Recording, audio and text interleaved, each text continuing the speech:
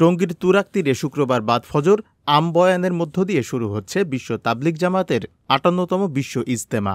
এবারই প্রথম ৩ পর্বে হবে ইজতেমা। প্রথম দুটি কাল থেকে ২ ফেব্রুয়ারি এবং ৩ থেকে ৫ ফেব্রুয়ারি শুরাই নেজাম বা জুবায়ের পন্থীদের। তৃতীয় পর্বে ১৪ থেকে ১৬ ফেব্রুয়ারি ইজতেমা করবেন সাদপন্থীরা। প্রতিটি পর্বেই আলাদা মোনাজাত হবে। প্রথম পর্বের ইজতেমায় অংশগ্রহণের জন্য বিভিন্ন খিত্তা ও পয়েন্টের জিম্মাদার মুসল্লিরা এরই মধ্যে ময়দানে আসতে শুরু করেছেন। তো সরকারি সিদ্ধান্ত যে অপর পক্ষের যারা তাদের ইজতেমা আমাদের ইজতেমার মাঝখানে একটা গ্যাপ রাখতে হবে। তা আমরা ৬ তারিখ পর্যন্ত সময় পাওয়ার পর আমরা সরকারের সাথে সমঝোতার মাধ্যমে আমাদের মজমাটাকে আমরা দুটো ভাগ করে আছি।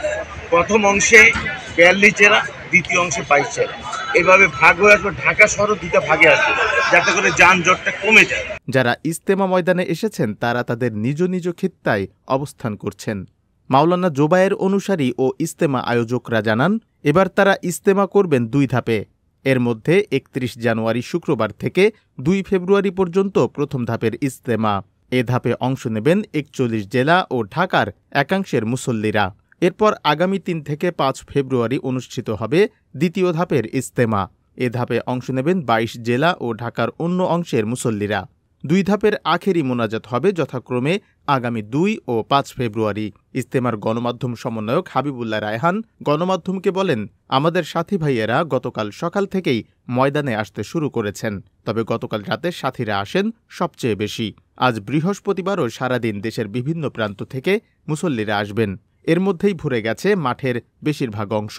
তাবলিগ জামাত সূত্র জানায়, তাবলিগ জামাত এখন ২ ভাগে বিভক্ত। প্রথম ভাগে শুরায়ে নেজাম বা মাওলানা জোবায়ের অনুসারীরা, অন্য ভাগে আছেন ভারতের মাওলানা সাদ কান্ধলভি অনুসারীরা। এর মধ্যে মাওলানা সাদ কান্ধলভি অনুসারীদের ইজতেমা আগামী ১৪ থেকে ১৬ ফেব্রুয়ারি পালনের কথা আছে। জবাবদিহি, ডেস্ক রিপোর্ট।